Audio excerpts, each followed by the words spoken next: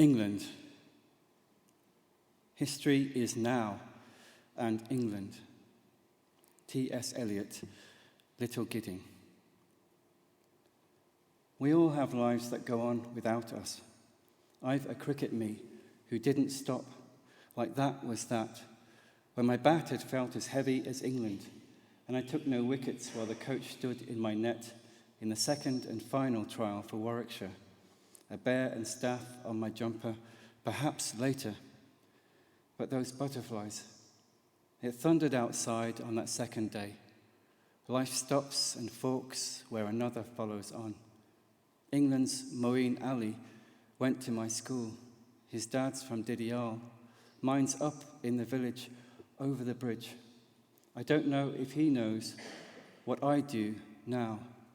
Dad, I mean. We all have lives that go on without us, unwritten. I have history on grounds I've not played on. Grace Road, the Oval, Eden Gardens. We all have lives that go on without us. It matters where the line breaks. I knew I should pursue this future that was always behind me at the wood's edge, a realm between weathers where losses and times fold at the crease, clueless as to what it was or for whom. I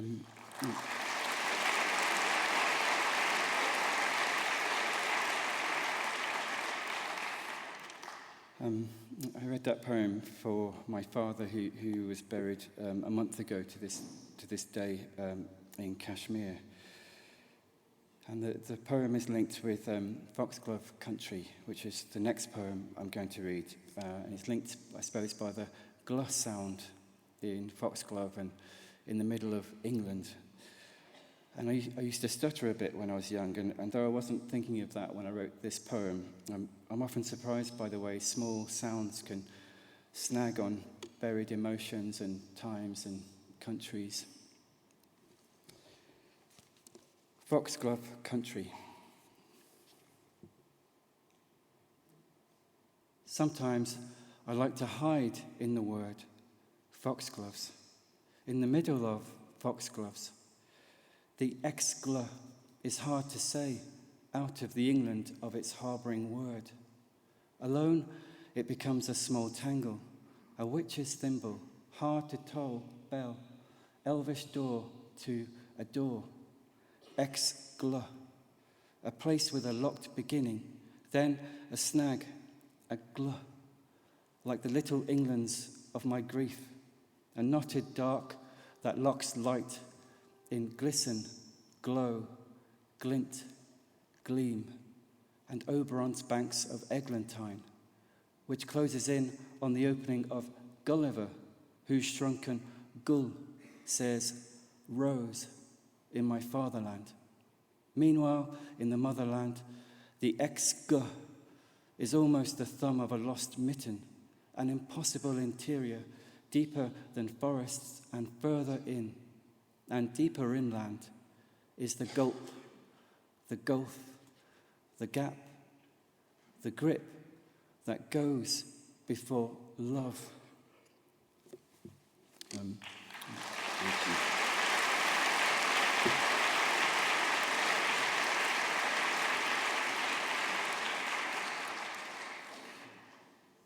Thank you.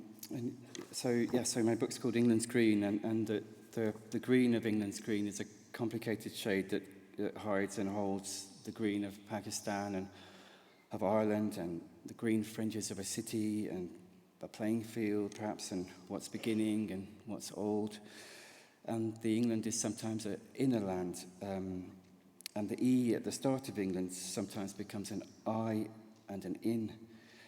And small sounds like in and o are very important to the book and go through it like a butterfly. The next poem is called O, and that's just an O on its own, but it has an apostrophe next to it, as in O'Donnell, which turned out to be an ancestral name. My Scottish great-grandfather ran a small pub, and apparently he would go on stage and do magic tricks. So, you have to imagine an O hanging over this poem with its apostrophe. O. Are you watching closely? My great-grandfather, Hugh MacDonald, was a magician and a tap dancer.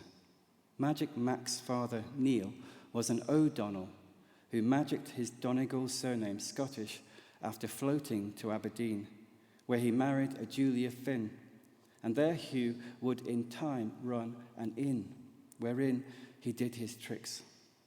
It is important to remember Magic Mac's mother was called Julia, as was her mother, and you can forget for now that her brother was a watchmaker who lived one time in Dublin. Now this second Julia, the elder Julia, had a granddaughter called Julia Finn MacDonald, whose daughter was called Julia, who was English and was, or would be, my mother. Here now is a coin Magic Mac pulled not from his coat pocket, but the small English ear of my eventual mother. Look, it has two heads. Here is my face. Here is his. Ignore the three small round cups over there and the floating O in window or coat or poetry. Forget the world shades coming through. Keep your eyes on this one coin. Are you watching closely? Are you watching closely?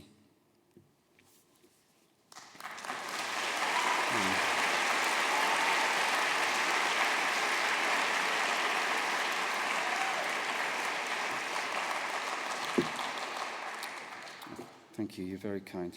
I'm going to end with a poem called The Wind in the Willows, which is the last poem in the book. And my father used to tell a story of how he learnt to read this English script, and he'd say that he'd look at shop signs and look up and see the letters and see what the shop sold and try to match the shapes with the sounds.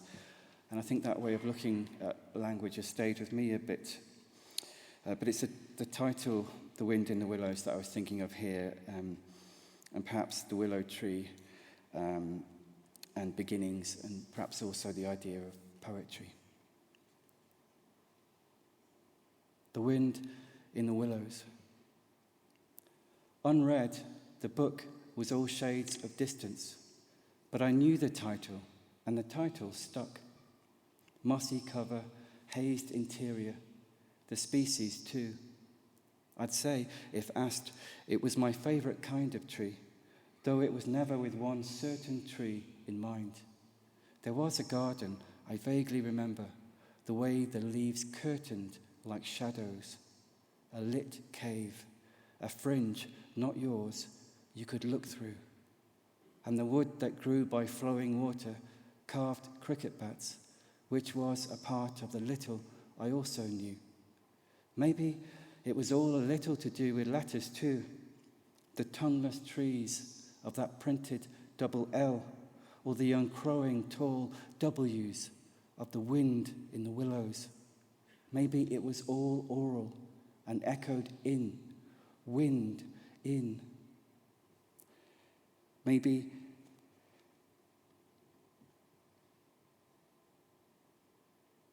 the open-mouthed, billowy lows, maybe the leaf-fringed mystery between the two. And speaking of poetry, I had this initiating thought.